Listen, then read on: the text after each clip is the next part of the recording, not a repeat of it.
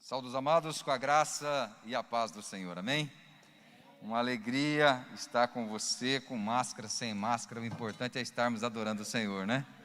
Graças a Deus, você pode dizer graças a Deus? Deus é bom, não é, queridos? Deus é bom, glória a Deus, aleluia! Você que está conectado conosco pelas redes sociais, Deus abençoe a sua vida, nós estamos aqui firmes em Deus, adorando-o. Que Deus abençoe sua vida, sua casa, seus sonhos. Nós vamos agora ao ministério da palavra. Abra sua Bíblia em Josué capítulo 2, verso 17. Quero ser bem objetivo, porque nosso tempo é precioso. Josué capítulo 2, verso 17. Josué 2,17. A gente nem pode pedir para você pegar carona com alguém que está do lado, porque a gente tem que sentar meio que sozinho agora, né? Josué 2,17, amém? Posso ler? Eu quero falar nessa noite com você sobre a vida por um fio. Josué 2,17.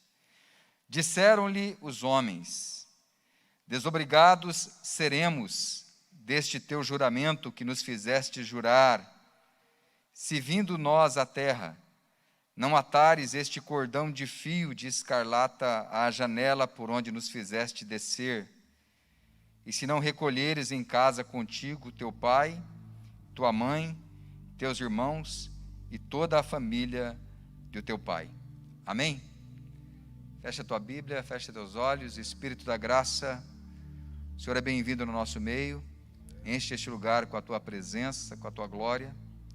Ministra nos nossos corações a tua doce, bendita, preciosa palavra. Nos concede graça e sabedoria para esse tempo, para vivermos em ti. Se oramos, te pedimos que a tua palavra possa ministrar em nós, para a glória do teu nome, em nome de Jesus. Amém e amém. Quem sabe Deus faz um rebuliço hoje aqui, hein? A sua atitude escreve a sua história. Essa é a história de Raabe, uma prostituta. Quando olhamos para Raabe, o que viam? Uma prostituta. Quando as pessoas de Jericó, da cidade que ela morava, olhavam para ela, viam uma prostituta. Quando os espias ali chegaram para entrar à terra, para espiar a terra, eles viram uma prostituta. E é interessante que eles dão a ela a responsabilidade de salvar a sua vida e a da sua casa. A responsabilidade de salvar a nossa família é nossa.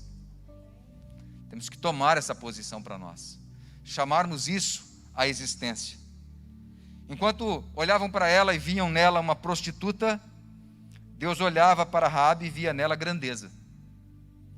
Deus olhava para ela e via nela propósito. Deus olhava para Raabe e via nela destino. Aqui nessa história havia uma sentença de morte. O que fez a diferença? Aliança, fé e obediência. Diga comigo, aliança, fé e obediência.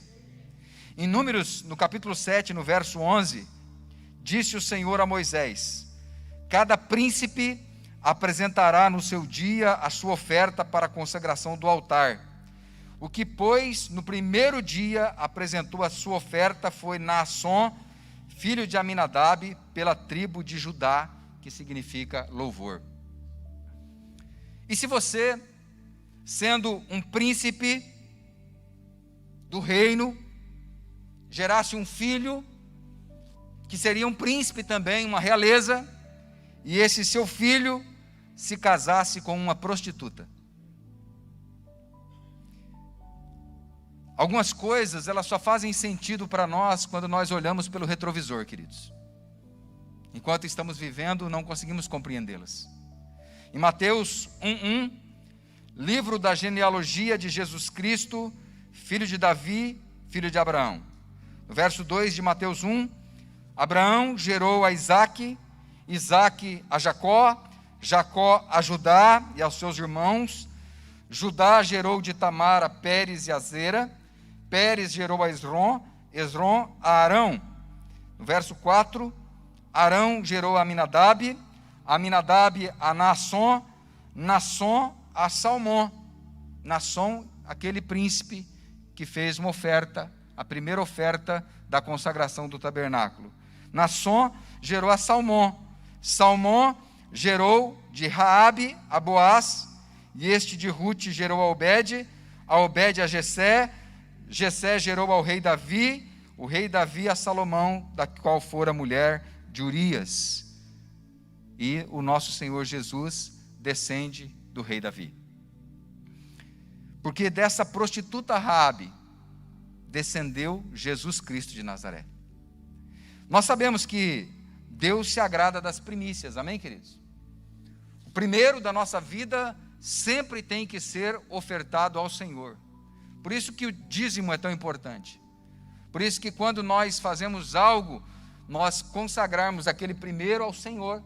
Agrada o coração de Deus. Em Gênesis 4:4, Abel, por sua vez, trouxe das primícias do seu rebanho e da gordura deste. Agradou-se o Senhor de Abel e da sua oferta. Primícia. Inclusive, primícia na Bíblia é uma festa. Em Êxodo 34:22, também guardarás a festa das semanas, que é a das primícias da cega do trigo, e a festa da colheita no fim do ano. Há também na Bíblia uma promessa. Provérbios 3:9, honra ao Senhor com teus bens e com as primícias de toda a tua renda, e se encherão fartamente os teus celeiros e transbordarão de vinho os teus lagares. E a primícia é um princípio que não foi excluído na graça, ela não tem a ver com a lei. Em Romanos 11:16, e se forem santas as primícias da massa, igualmente o será a sua totalidade. Se for santa a raiz, também os ramos serão. Primícias também é escatológico. 1 Coríntios 15:23, cada um, porém, por sua própria ordem. Cristo, as primícias, depois os que são de Cristo na sua vinda. Primícias também têm um propósito. Em Ezequiel 44:30, o melhor de todos os primeiros frutos de toda espécie e toda oferta serão dos sacerdotes. Também as primeiras das vossas massas dareis ao sacerdote, para que faça repousar a bênção sobre a vossa casa. Amém, queridos? Quantos querem que a bênção repouse sobre a sua casa? Entender o princípio da primícia. Naasson, na consagração do tabernáculo no deserto, fez a primeira oferta. A primícia foi de Naasson. 40 anos depois, o seu filho entra na terra prometida. Qual era a primeira cidade a ser conquistada? A primícia da terra? Jericó. Quem estava lá? Raabe. Em Josué 6:25, mas Josué conservou com vida a prostituta Raabe e a casa do seu pai e tudo quanto tinha, e habitou no meio de Israel até o dia de hoje, porquanto esconderam os mensageiros que Josué enviara a espiar Jericó. Jericó era a primícia da terra, uma cidade com grandes muralhas. Jericó significa lugar de fragrância. Para conquistarem a terra, o primeiro desafio era derrubar os muros. E olha, eles estavam atrasados 40 anos, mas havia um propósito. Em Josué 5:10, antes de conquistar Jericó, estando, pois, os filhos de Israel acampados em Gilgal, celebraram a Páscoa no dia 14 do mês, à tarde, nas campinas de Jericó. Antes de conquistarem Jericó, eles fazem uma aliança com Deus, celebram a Páscoa, declaram que aquela conquista seria para a glória de Deus. Nenhuma pessoa tem algo de Deus sem antes fazer uma aliança com Ele. Você pode andar com Deus toda uma vida, mas se você não tiver uma aliança com Ele, se você não tiver fé, e se você não tiver obediência aos princípios da palavra de Deus, de nada vai servir. Por isso que há pessoas que são assim, um homem e uma mulher de Deus, ele é constante, ele tem uma firmeza no coração, ele assume uma aliança e caminha nela. Eu tenho 24, vou fazer 25 anos de evangelho. Eu nunca esfriei na fé. Eu nunca desviei. Eu nunca deixei de entregar o meu dízimo quando eu entendi o princípio. Eu nunca faltei a uma ceia do Senhor. Eu nunca deixei de ler a palavra de Deus, de orar, de jejuar e de ser o sacerdote dentro da minha casa. Nunca. Por quê? Porque quando você faz uma aliança com Deus, você também decide viver nela. Quando olhamos para essa história, nós aprendemos algumas coisas. Primeiro, o Deus da segunda chance. A primeira chance foi há 40 anos. O que houve 40 anos antes? Em 1 Coríntios 10:10, nem murmureis, como alguns deles murmuraram e foram destruídos pelo exterminador. Estas coisas lhe sobrevieram como exemplo e foram escritas para advertência nossa, de nós, outros, sobre quem os fins dos séculos têm chegado. 40 anos antes, ao assumirem a aliança, ao terem uma postura, eles decidiram murmurar, decidiram reclamar. Agora era a segunda chance, e talvez seja assim para alguém que está nos ouvindo. Você está precisando de uma segunda chance. Talvez você está precisando de uma segunda chance nas tuas finanças. Talvez você precise de uma segunda chance no teu casamento. Talvez você precise de uma segunda chance na tua fé, na tua relação com Deus. O Deus da segunda chance. Quando temos promessas de Deus em nossas vidas, nós tomamos decisões. E muitas destas decisões adiam, atrapalham o que Deus tem para nós. Era para ter ido, era para ter entrado, mas a decisão deles impediu eles de alcançarem o favor do Senhor. Deus, ele não faz acepção de pessoas. Se há uma promessa, ele vai cumprir. Mas muitos morrem sem viver a promessa. Se há uma profecia, ela vai se cumprir, mas muitos morrem sem viver a profecia. Não é porque existe uma profecia sobre a tua vida que ela vai se cumprir. Por quê? Porque é necessária obediência. Pastor, o senhor tem a base bíblica para isso? Claro, Saul. Deus fala para Saul assim: hoje eu teria estabelecido o teu reino para sempre. Havia uma promessa, havia uma profecia, mas muitas vezes as nossas decisões impedem o favor de Deus sobre a nossa vida, sobre a nossa casa. Então, o Deus da segunda chance, ele nos permite ir novamente, ir mais uma vez, tentar de novo, não desistir. A segunda coisa que eu aprendo é o Deus do improvável. Raabe era uma improvável, ela era uma prostituta. Quem olhava para ela não dava para ela valor algum. Aliás, os homens que olhavam para ela viam nela um objeto de consumo. Era uma improvável. Enquanto Deus matou do seu povo aqueles que murmuraram, daqueles a quem era para destruir, ele salvou-a. Do povo dele que murmurou, ele matou. Do povo que ele mandou destruir, Raabe ele salvou. Em Judas 1:5, quero, pois, lembrar-vos, embora já estejais cientes de tudo uma vez por todas, que o Senhor, tendo libertado um povo, tirando da terra do Egito, destruiu depois os que não creram. Para andar com Deus tem que andar pela fé.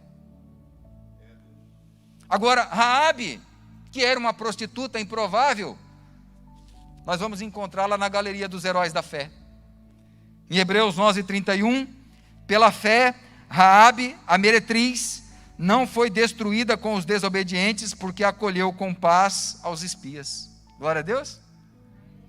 Ela conseguiu chamar de uma forma especial a atenção de Deus.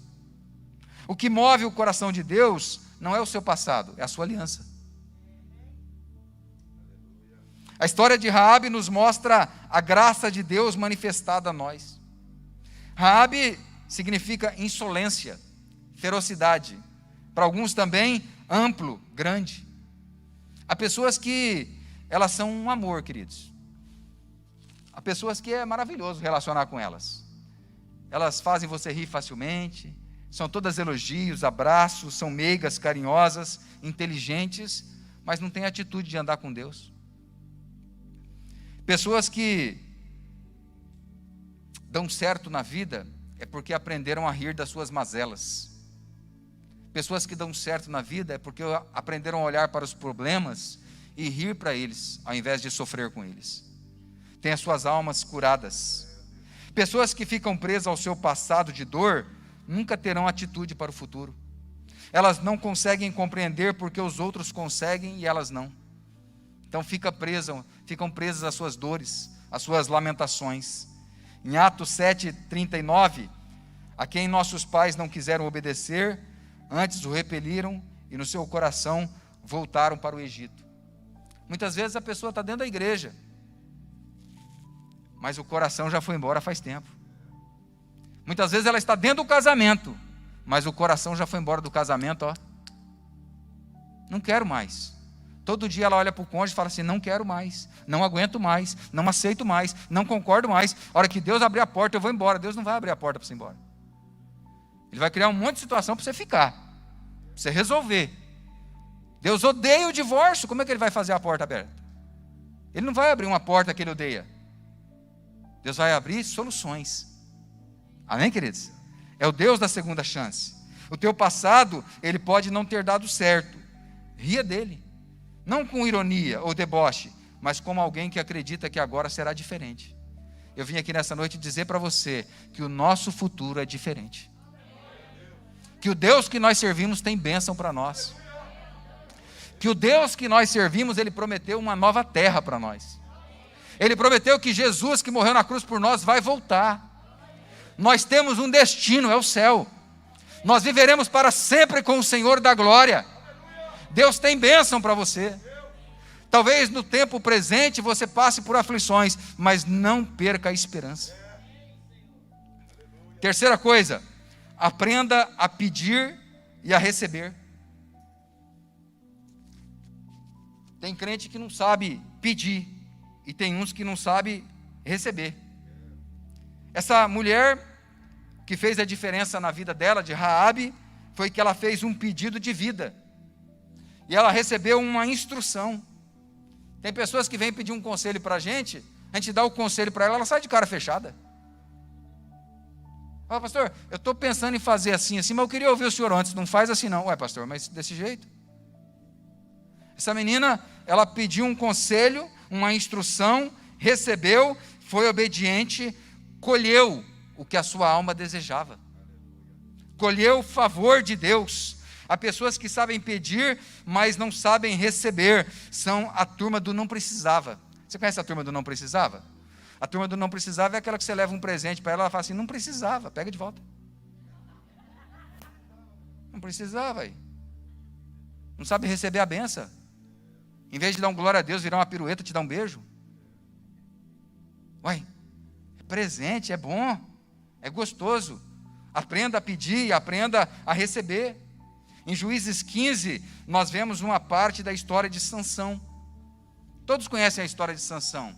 Sansão, ele foi preso pelos seus para ser entregue aos filisteus. Naquele dia, com uma queixada de jumento, Sansão matou 1000 homens. Depois que ele mata os 1000 homens, ele faz um clamor para Deus. E olha o livramento que Deus deu para ele, que bênção. Ele falou para Deus assim, eu matei 1000 filisteus com uma queixada de jumento, e o Senhor vai deixar eu morrer de sede? E a Bíblia diz que Deus fende e traz água, e brota água, e ele pega aquela água, toma e sacia a sua sede. A pergunta que ele fez para Deus foi, o Senhor me deixará morrer de sede? E Deus fende lá a cavidade. Às vezes, nós vencemos tantas batalhas em nome do Senhor. Não é? Às vezes, nós matamos tanta coiseira em nome do Senhor. Às vezes, nós atropelando tudo, derrubando, quebrando, vencendo, glorificando a Deus. Mas aí a gente, na vida pessoal, falta algo. Falta algo. Está morrendo de sede. Está vencendo na vida profissional. Está vencendo na vida ministerial, está vencendo por todos os lugares que passa, mas aí na vida pessoal, morrendo de sede. Sansão falou assim, eu venci tanta gente, agora o Senhor vai deixar eu morrer de sede? Deus vem em seu favor e faz brotar água. Isso é o quê? É a graça de Deus. Eu vim dizer para você nessa noite que Deus quer saciar você. Eu não sei do que você tem sede, Eu sei que você é um batalhador, uma batalhadora. Eu sei que você luta todos os dias e derrota gigantes todos os dias. Mas qual área da sua vida que você está com sede? Para que Deus possa saciar você nessa noite. Então, quando a gente olha para essa história, a gente vai perceber uma aliança que parece não fazer sentido. Eles falam para ela assim, ó, pendura uma corda, um fio na janela, um fio escarlate vermelho. A gente sabe o que significa, né, queridos? A gente sabe que o fio escarlate representa o sangue de Jesus, a marca do Cordeiro, que é necessário ter na nossa vida. E quando as pessoas olhavam para ela, imagina o pessoal ali de Jericó andando e falando assim, mas o que é aquilo na casa dela? Uma corda vermelha pendurada? Ficou doida agora? Enfeite de Natal? Mas ela sabia o porquê daquela corda. E quando o povo de Israel chegou ali, eles sabiam o porquê daquela corda. Porque tinha uma marca. Uma muralha derrubada, escombros para atravessar, mas a casa dela permaneceu intacta. Porque Deus é um Deus de aliança. Então talvez a tua vida nessa noite esteja assim, por um fio escarlate, que vai trazer vida. Amém? Vamos ficar de pé?